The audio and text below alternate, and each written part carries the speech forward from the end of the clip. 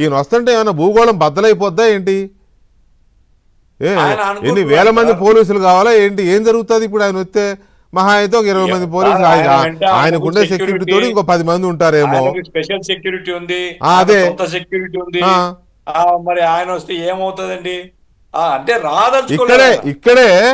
ఇక్కడే మా ఎండి గారు రాసిన వార్త గుర్తు రాసిన అనాలిసిస్, నార్సిసిస్టిక్ డిజార్డర్. తనను తను ఎక్కువ ఊహించుకుని నేను వెళ్ళిపోతే లక్షల మంది అభిమానులు మీద పడిపోతారు, లేకపోతే ఇంకేదో జరిగిపోద్ది కాబట్టి ఇదంతా డ్రామా, ఇదంతా ఏదో దీన్ని అడ్డం పెట్టుకుని బూచిగా చూపించుకొని కోర్టులో వాయిదాకి వెళ్లకుండా కాదు కదా సార్. అదే మరి ఆంధ్రప్రదేశ్ ముఖ్యమంత్రి కేసు జరిగేదేమో హైదరాబాద్ లో. అంతే కదా, హైదరాబాద్ లో వేల మంది కార్యకర్తలు ఎవడొస్తాడండి? లేదు హైదరాబాద్ లో. పైగా కోర్టుకి ఎవడొస్తాడు సార్? కోర్టును ప్రెజర్ చేయడం, ఇండైరెక్ట్ గా కోర్టును ఇన్ఫ్లుయెన్స్ చేయడం. మరి కోర్టులో వెన్నుపూసలేని వాళ్ళని వేసినారని నాకే తెలియదు. స్టబర్న్ గా ఉండేటువంటి జడ్జి ఉంటే 4 రోజులు తేలిపోతారండి. అవును, స్టబర్న్ గా చాలా చోట్ల చూస్తున్నాం. స్టబర్న్ గా జడ్జెస్ ఉండే చోట వణుకుతారు.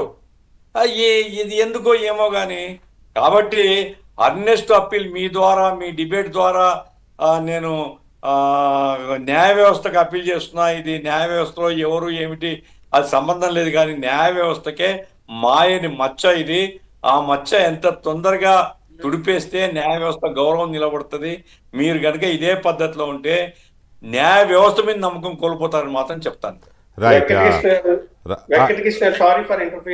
చెప్పండి. దీనికి సొల్యూషన్ అడిగారు కదా సార్.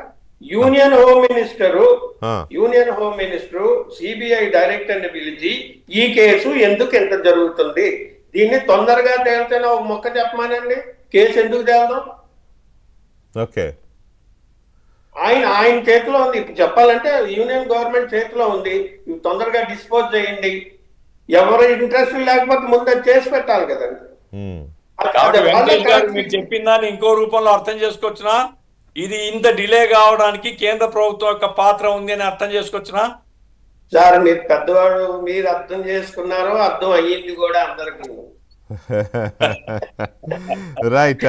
రాజేష్ గారు, ఇప్పుడు ఆయన ఏమన్నా ఇంట్లోంచి కదలట్లేదా? బెంగళూరు ప్యాలెస్ నుంచి కదలట్లేదా? తాడేపల్లి ప్యాలెస్ నుంచి కదలట్లేదా? అంటే గంజాయి బ్యాచ్కి అరెస్ట్ చేస్తే వెళ్ళి వాళ్ళు పరామర్శించొస్తాడు. ఏది డీజేలు పెట్టుకుని దడేలు అని వెళ్ళి ర్యాలీలకు వెళ్ళి పొద్దున బయలుదేరి రాత్రి దాకా తిరిగి వస్తాడు బాగానే. అదేదో సత్యనపల్లి దగ్గర ఏదో జరిగిందని వెళ్ళి ఏదో విగ్రహం సంథింగ్ వెళ్ళి అక్కడ కార్యకర్తలు కూడా చంపేశారుగా పాపం. సింగయ్య పేరుంది, సింగయ్య గారిని చంపేశారు. ఆ రోజు డీజేలు గోల నానా బీభత్సం, పొద్దున్నెళ్ళి రాత్రి వచ్చాడు.